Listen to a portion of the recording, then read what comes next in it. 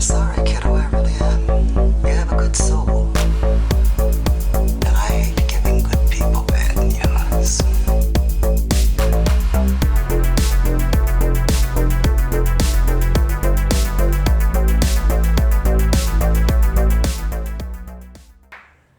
I'm Tony, he's Mike, and today we're changing things up because my pick for the month of March was 1962's Hara-kiri.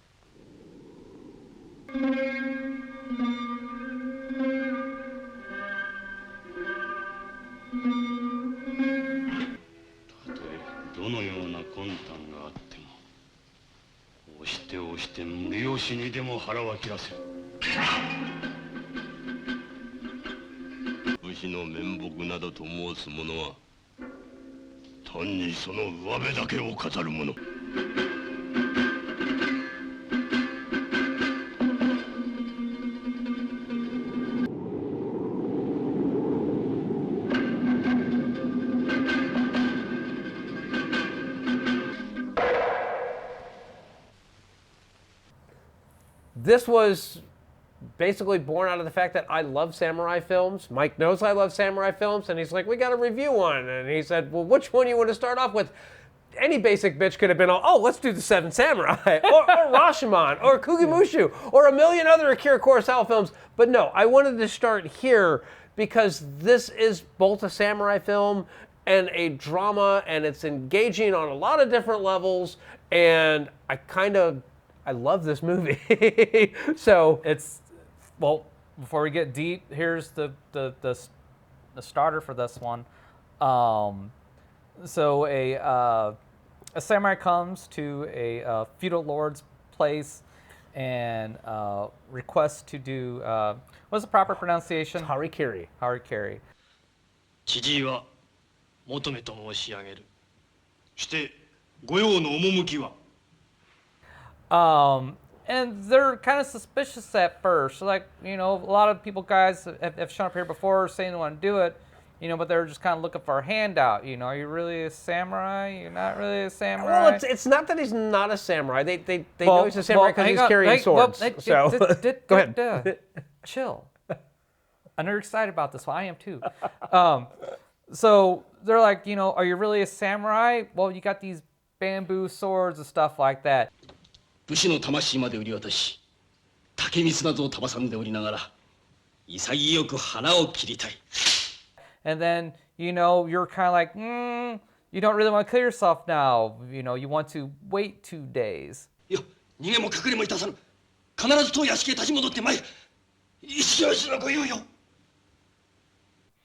And then you come to find out through the course of the film that indeed, yes, he was a samurai at one point. Yes. And you find out why he has wooden swords.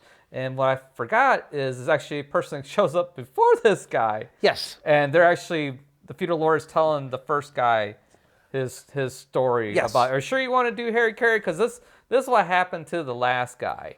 その知事が求めと称する浪人者が訪ねてまいった。それもそこもとと同じ要件でな。なんならお話申そうかな。 その時のいきさつを受けたまろう。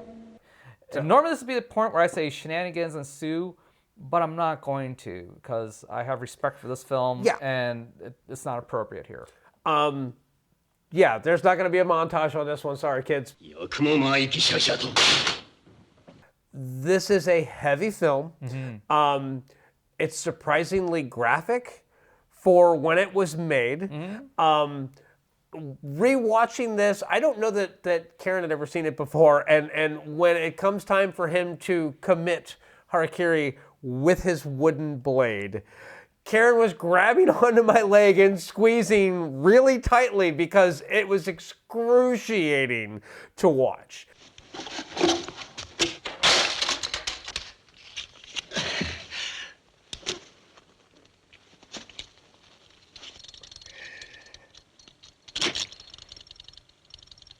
And just picture. I mean, it's like it's worse than trying to stab yourself with a butter knife. This thing did not have any give, and it's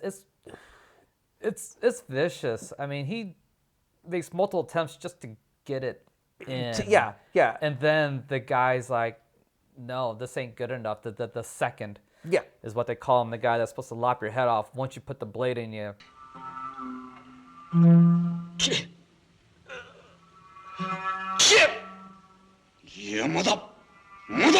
Which actually, even before this, it started off like you put the blade in you slide it over and you gut yourself. Then Actually, you go up and then over, and the idea is you create a flap so that it pops open and your intestines spill out. Right. So it's supposed to be legit, but through the course of the movie, they tell you that's symbolic. You're not really doing it. Usually, what you're grabbing now is just a fan. 差し状の脇差しや担当の類ではなく白線などを置く場合が And so really what they do the act of it, the motion of it, and then the second actually lops your head off. Yeah. And that's how they do it now. But since we think you're a fraud, we're going to make you do it the hard way with your wooden sword. Yes. それをよく見届けた上で拙者が解釈つかまつる Yes, they want to make an example of him is what it really boils down to, because they find out that there is basically a Harakiri bluff.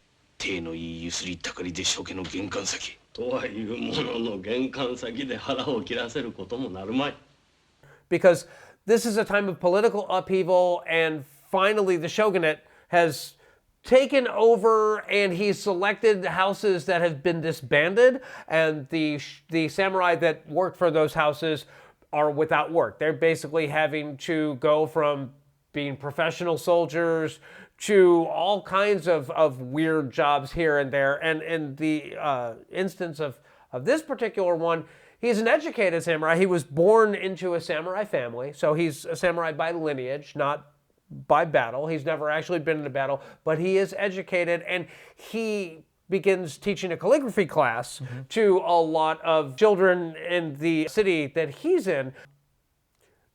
This turns out to actually be the story of 3 samurai. We'll get into that in just a little bit. But when he shows up, and at first they extend him every courtesy. It's like, oh, it's a brave man that shows up to commit Harakiri. And so they feed him, and they allow him to bathe, and then they give him clean clothing because he's dressed in rags, essentially. 何から何まで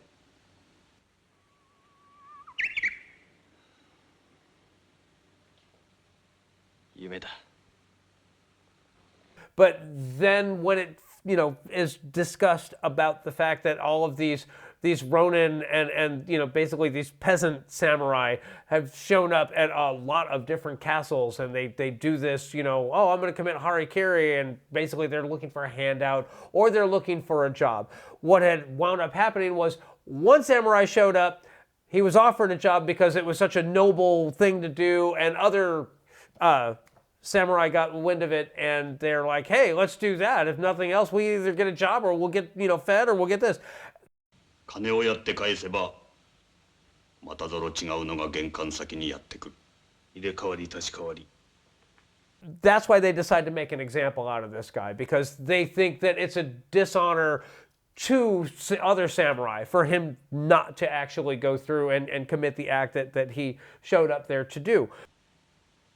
金を与えて退散を願うなどそのようにふぬけたことはもともと考えてはおらん So they tell that story. Yeah, they tell that story, and the elder samurai that shows up, that they tell this story to, he refuses their food, he refuses their bath, he refuses their clean clothes. ついてはこのままの衣服ではあまりにも死での旅路の晴れ衣装その他手抜かりなくあいやそのようなご懸念一切ご無用に He just wants their courtyard and the witness and to die like a warrior. And this is throwing them off completely. Yeah. They're like, whoa, wait, what is this about? And then he tells the story of that young samurai. So he gets there by first requesting his second that he wants. 何彦九郎といい稽古家中にその人あり And so he names him and is like, whoa, well that samurai's out sick. Yeah. おもざかは本日出資いたしておりませぬが He's not here today. So- Yeah. So then he requests a second one. That one is also out sick. では矢崎隼人殿にお願い申し上げる。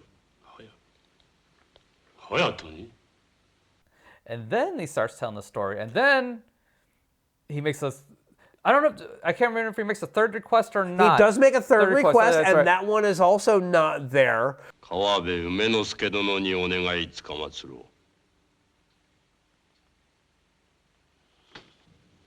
After that, then he tells the story, and it's Monomo? It doesn't matter. Chichiwa? Yeah, but yeah, actually, yeah. he's telling the story through each request. After he makes the first request, Yes. he tells a little bit of the story. Second request, he tells more of the story. And third request, he tells more of the story. And you find out that the 3 men that he requested are specifically the samurai that decided that I think it's Monomo. I'm not positive on that, but that he must be a fraud because no samurai would part with his sword blades. That's the soul of a samurai right there. It's dishonorable to get rid of your blades. Well, it turns out that Monomo had a wife and a child, and his wife was frail and was getting sicker and sicker, and then she started coughing up blood, so it was probably tuberculosis, and then his child got sick, and they both passed away, and the samurai that's in front of them was his wife's father and his son's grandfather, and I don't want to get into the details of how it's all revealed because the revelation is spectacularly well done. The details of it and all of that. So knowing what we've just talked about, you'll still get the surprise and that moment of, oh, wow, that was beautifully handled. And then he's all like, oh, well, you know why those 3 guys aren't here? You're talking about all this samurai honor. Well, there's nothing less honorable than a samurai losing his top knot because he should have lost his head, but he didn't have the balls to do it. And he's supposed to commit Harakiri. にもかかわらず病気と称して出資を休み、ひたすら負けが伸びるのを待っている始末。As well, and so he starts throwing out top knots that he collected, and your guy is supposed to be sick. Here's why he's sick. Oh, your second guy is supposed to be sick. Here's why he's not sick, or why he is sick. And then actually the third one did have honor and did commit Harakiri. So, what he said. But then the head of the house. He's not the head of the house. He's actually like the. Kokaro! But he's like, yeah, you know what? This guy needs to die. And then he gets up. Now we're going to get into this one. There's 2 versions of this film. Oh, okay. And in the original 1962 version,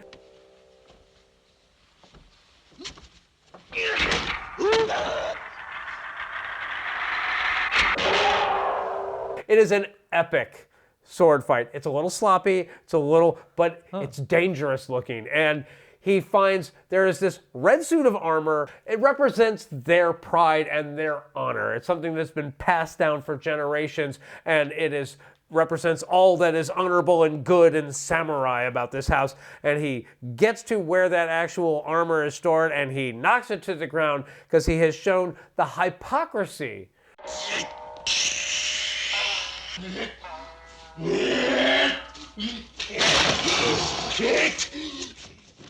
Because none of these people could see past the title and look at the man. They were also hung up on the fact that this guy was a samurai and he wasn't behaving like a samurai. いかに武士とはいえ、所詮は血の通うてる人間、霞を食うて生きていけるものでもない。The house that he was actually born into, father was a great fighter, and his father-in-law was a great fighter. お互い戦場で内物を取るより他は能はないと思ってたが、子供を育てる術なども案外。Chijiwa, his friend Chijiwa was actually a samurai. He actually was in charge of the castle maintenance and taking care of it. And then when the shogunate decided that this house is being dissolved, 陣内。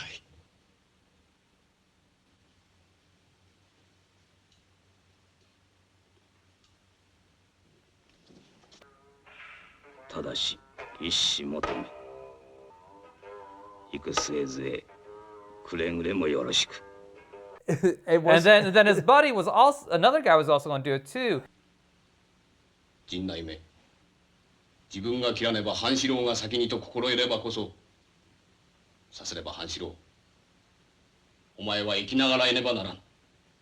Spared him Yeah. because he's going to do it instead, and you can't die because you got to take care of the son. yes, Yeah. yes, and yeah, take care of my son, take Yeah. care of your daughter, get them together, and have a beautiful grandbaby. So the ending I saw then is he still kicks some ass, but it's very he dies at the end. Yes. And then the real kicker of this, and the real point of this movie, and this is one of the reasons why I wanted to start here, was because that sense of tradition and that sense of honor, they made it all go away. 家中の者はすべて病死である。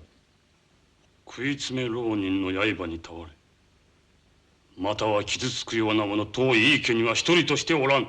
They hid everything about it. They restored the armor and they stuck it back in its nook inside of the castle. And they basically, this man's sacrifice was for nothing, even though it was for all the right reasons, even though everything that he did, he was justified in it. They hid it. It will never be talked about. The only people that were witness to it, it fell on deaf ears. So, and I love that. It's kind of a tragic ending that you only ever get in Japanese cinema. It's easy to get confusing on this one because 1962 is the original version of this, but in 2011, Takeshi Miike, yes, Audition Man, he did a remake of this. 晴れの死に場所に目が湧くば後藤家の玄関先を貸していただきたい。 And while he very much stuck to the source material on this, he fleshed the characters out a little bit more and upped the production value on it. So while How long is that version? Because this version is 2 hours and 12 minutes. I was going to say 2 hours and 5 minutes. Okay. It's a little faster paced than this one, and I think it's probably a little bit more accessible to a modern audience because it is in color. But I love the original because of the starkness of it, because the way that it's all presented, it's all very purposefully shot. It's kind of like the beginning of great Asian cinematography. Yeah. And the other thing is that when Monomo does commit Harakiri, it's infinitely more graphic and painful looking in the original version of it, and Really? it Takeshi shows how Miike? gruesome it is. Takeshi Miike Yes, tamed yes. it? He didn't tame it. He focused more on his pain.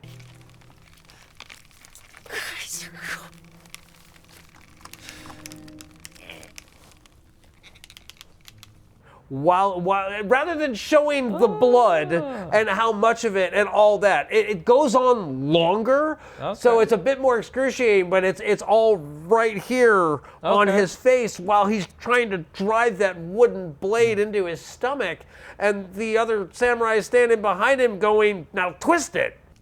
ぐいと引き回すのじゃ。引き回せ。 I love both versions. They're both worthy. I would not recommend, watching them back to back or anything. No, absolutely not. But No. you've never seen this before. And I don't know how close to the introduction of Asian cinema or samurai cinema this is for you. What are your thoughts? So, have never seen, like, even the classic samurai stuff, like not even the Seven Samurai and that stuff. I didn't know what to expect from this one because you said it wasn't like your typical samurai movie. So I wouldn't say I was surprised to see there wasn't a whole lot of action in this and that it was kind of a subdued thing. But I've seen enough Japanese content to know that okay, it may be slow. It's going to be deliberately paced. There's going to be a lot of flashbacks. There's going to be a lot of callbacks. And jumps in time and stuff, because everything we reviewed that has been Japanese has done it. Yeah, Like even the latest exploitation film that we did. Oh, Sex and Fury. Yeah. Had a lot of that. Yeah. So a lot of the storytelling is still the same. But that being said, it's a gut-wrenching story. I was riveted the whole time. I watched this morning, so I was out last night, had fun, came home, woke up this morning. I started watching this at 8 o'clock in the morning, and even though I had to read it, even though I was tired, it kept me in through the whole thing. I mean, that is a testament to this film. Yes. And it's over 2 hours long to boot. So, I mean, it's a fantastic movie. It's got just about everything you could want in a film. Short of humor, there's no humor in this film. Yeah, no. There's zero humor. But there's a lot of heart, there's a lot of drama, and there is a lot of violence at the end, and with some splatterings here and there peppered in between. But this, for me, this is a recommend. Oh, absolutely, all day long. Even if you're not like a Asian film guy person,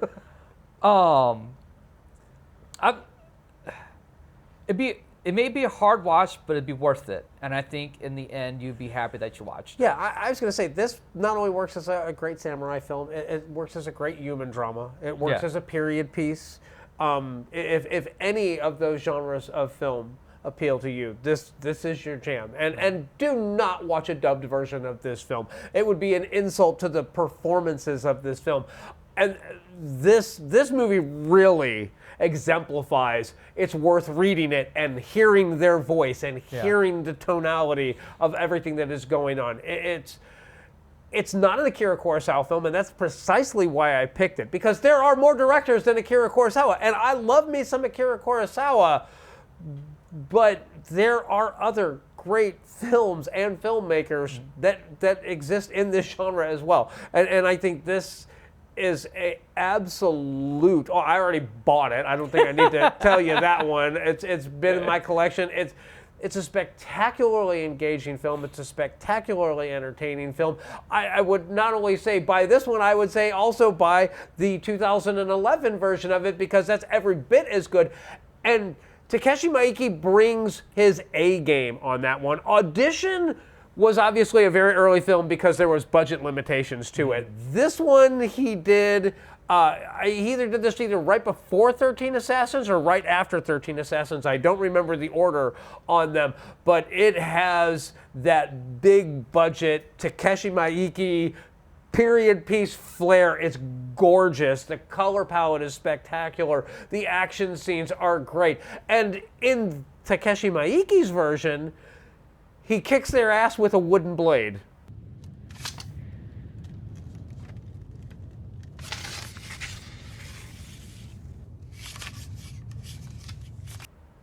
He does not kill any of them. He wants them all to live. He wants to humiliate them. Nice. And it's the ending is pretty much the same, except for there is the payoff that you get to see all three of them that lost their top knots are forced to commit Harakiri.